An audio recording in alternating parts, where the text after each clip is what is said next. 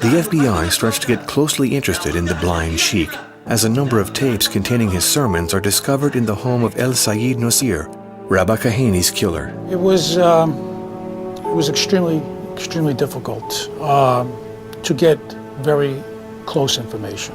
We developed a lot of information from the people on the outside looking in, but we were having a lot of trouble developing first-hand information from his inner circle. The FBI decides to increase its surveillance of the sheikh, even managing to infiltrate his immediate circle, thanks to Emad Salem, the terrorist bomb maker who in reality is an undercover FBI agent, who manages to infiltrate the group and blend with the sheikh's faithful.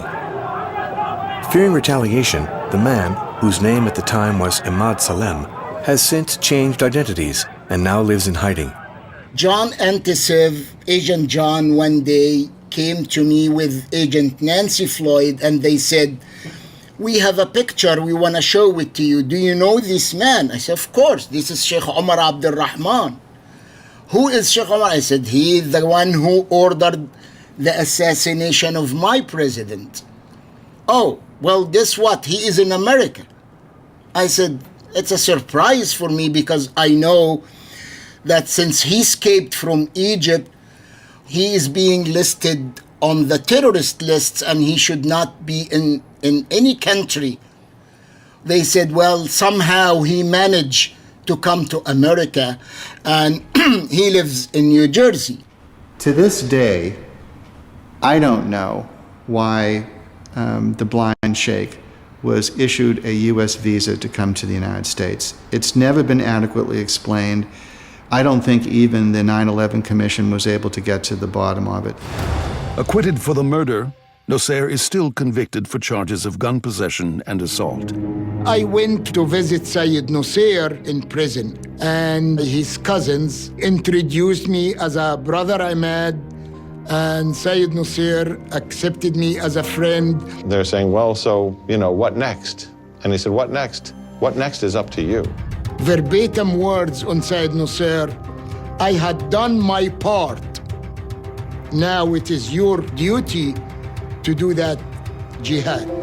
Emad Salem gradually becomes part of the blind sheikh's inner circle. Emad continues to spend time with Islamist groups tied to the Al Farouk Mosque in Brooklyn and to El Nusayr. Now totally infiltrated into the group, he cannot turn back. I was in Brooklyn with Ibrahim al-Gabroni.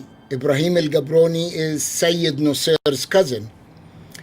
He said that we should start to do something, brother, so the government have some pressure and they don't put brother Sayyid in more troubles.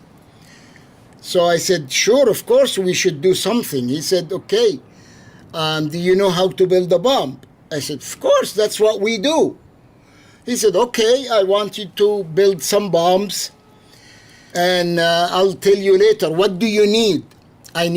So I said to Ibrahim al-Gabroni, "I need explosives, I need detonators, I need people to help me build the bombs, I need a safe place to build the bomb in." He said, "Okay, let me make some phone calls to Afghanistan." Sayyid Nosir described to me how to buy the ingredients in Chinatown. So I bought fuse, I bought some ingredients, and I went back to John Antisev.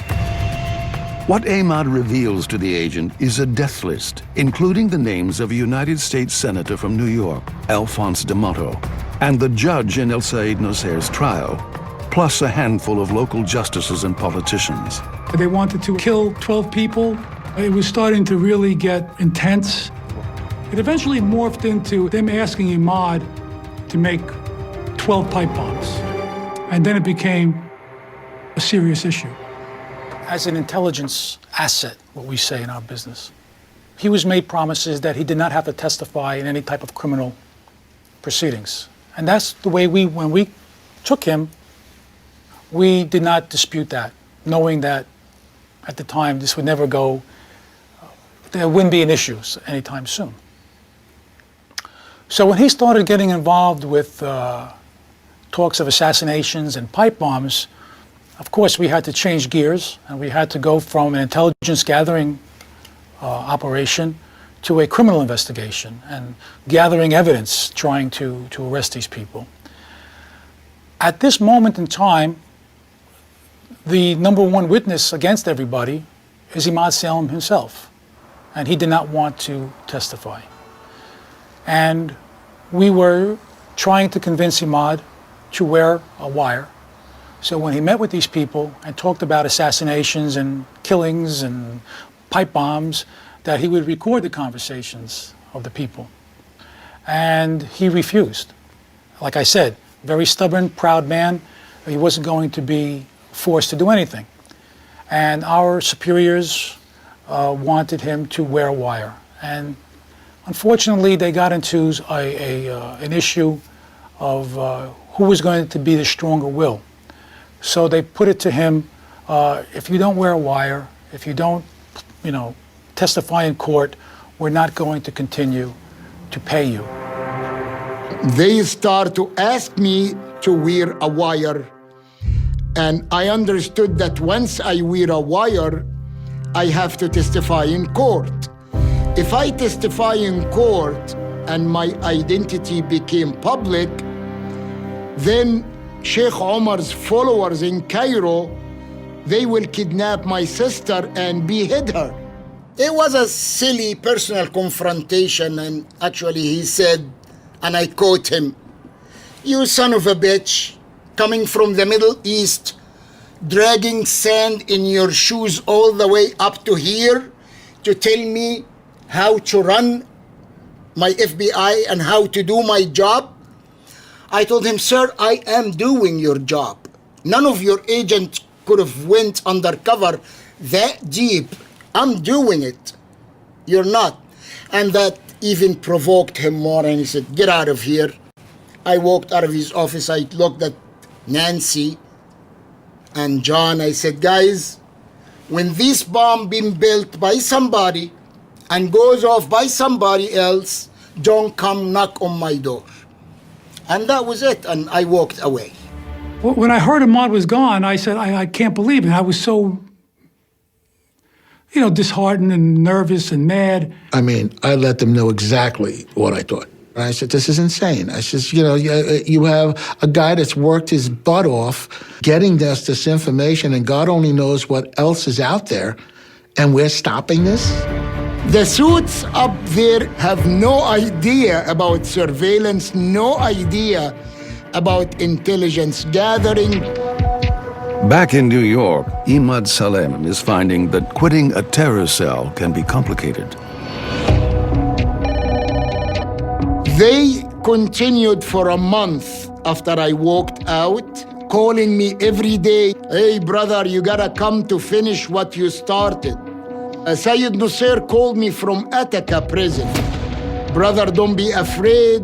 I have a lot of money to hire attorneys for you if something goes wrong.